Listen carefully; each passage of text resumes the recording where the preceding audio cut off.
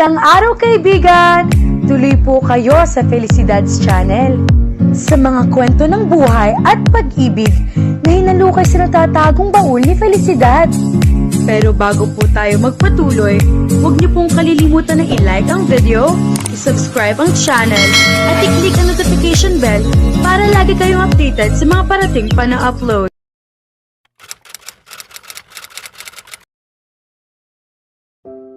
Nagulat si Andrea nang makita niya si Misael sa labas ng kanilang bahay paglabas niya. Kapansin-pansin ang binata, gwapong-gwapo sa suot na kulay rosas na polo na may maikling manggas, maong cargo shorts, at Vans na sapatos, habang kaswal na nakasandal sa hood ng isang pilak na Porsche na box ang bubong. Agad na tumuwid si Misael nang mapansin siya at nakangiting kumaway. Magandang araw, masiglang bati nito nang makalapit siya. Ano ang ginagawa mo rito? Gulat na tanong ni Andrea. Linggo noon at wala siyang pasok sa trabaho. Dumadalaw ako, sagot ng binata bago iniabot ang hawak na pulang rosas na tinanggap naman niya. Hindi kaya naubos ang mga pulang rosas sa tindahang binibilhan mo? Biro ni Andrea habang inaamoy ang bulaklak. Nakasanayan na niyang makatanggap ng pulang rosas mula kay Misael araw-araw. Tuwing umaga, may naabutan siyang rosas sa kanyang mesa sa opisina, kasama ng almusal na ito mismo ang naghahanda. Sa totoo lang, balak ko sanang magtanim ng isang hardin ng pulang rosas, sagot ni Misael na may matamis na ngiti.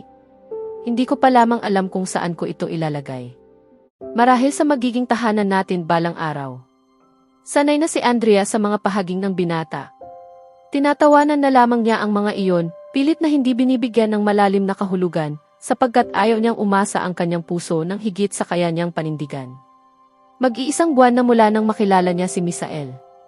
Ipinagpapasalamat na lamang ni Andrea na hindi pa nito itinatanong ang tungkol sa kanyang ina. Kung minsan ay naiisip niyang baka alam na ng binata na wala na sa Pilipinas ang mommy niya. Ngunit kung ganoon, bakit hindi nito binabanggit? At bakit nananatili pa rin ito sa bansa, gayong ang tunay nitong pakay ay ang kanyang ina? Hindi niya magawang magtanong sapagkat nangangamba siyang mabunyag ang sarili niyang kasinungalingan.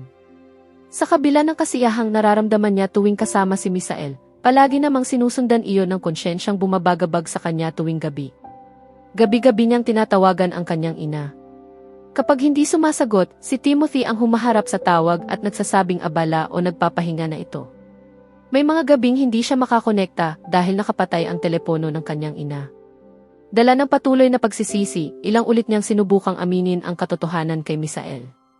Ngunit palagi siyang naunahan ng takot na magalit ito, at higit sa lahat, takot na tuluyan niya itong mawala na alam niyang maaaring mangyari balang araw. Habang patuloy niyang ipinagpapaliban ang katotohanan, lalo lamang bumibigat ang kasalanang kanyang pasan.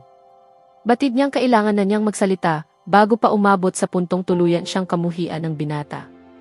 Mukhang may pupuntahan ka, puna ni Misael habang sinisipat siya mula ulo hanggang paa. Bahagyang yumuko si Andrea. Nakasuot siya ng puting blusang may bufanting manggas, hapit na maong at matataas na sapatos. O pupunta ako sa Antipolo. Bahagyang nalungkot ang mukha ng binata. Ah, ganoon ba? Hindi niya maipaliwanag kung bakit bigla siyang nakaramdam ng pagkakasala. Bakit? May problema ba? Yayain sana kitang mamasyal. May natuklasan kasi akong magandang lugar sa Cavite. Maya-maya ay ngumiti ito. Sa susunod na lamang siguro. Parang gusto ni Andrea na kanselahin ang lakad at samahan na lamang ito. Dahil hindi rin naman ako maaaring pumunta roon ng mag-isa, maaari ba akong sumama sa iyo? Pahabo ni Misael, bahagyang nag-aalangan. Walang problema. Ikatutuwa kong makasama ka ngayon, mabilis niyang sagot, hindi na iniintinding halata ang pananabik sa kanyang tinig. Agad na lumiwanag ang mukha ni Misael at mas lumapad ang ngiti nito, isang ngiting nagpagaan sa dibdib ni Andrea. Kung gayon, tara na. Ipinagbukas siya nito ng pinto sa upuang katabi ng nagmamaneho. Hindi mo sinabi na bibisita pala tayo sa isang matalik mong kaibigan. Bahagyang nilingon ni Andrea si Misael at ngumiti. Nadismaya ka ba? Tanong niya habang nakaupo sila sa damuhan, sa ilalim ng isang malaking puno ng mangga sa ibabaw ng mababang burol. Katabi nila ang isang lapidang marmol na may nakaukit na. Sa mapagmahal na alaala ni Marisa Gumacal. 1985 hanggang 2005. Dating kaklase at malapit na kaibigan ni Andrea si Marisa, na pumanaw 6 na taon na ang nakalilipas dahil sa karamdaman. Tuwing anibersaryo ng pagpanaw nito ay binibisita niya ang lugar na madalas nilang paglaruan noong bata pa sila. Ang abo ng kaibigan ay inilagak doon at nagtayo ang pamilya nito ng isang lapida bilang alaala. Hindi naman. Sana lang ay nasabi mo upang nakapagdala rin ako ng bulaklak para sa kanya, wika ni Misael. Ngumiti si Andrea. Huwag kang mag-alala. Nauunawaan ka niya. Sa susunod ka na lamang bumawi. Pagkaraan noon ay katahimikan ang namagitan sa kanila habang kapwa sila nakatingala sa langit. Mahilig sa bulaklak si Marisa, kwento ni Andrea. Maganda siya at maraming humahanga.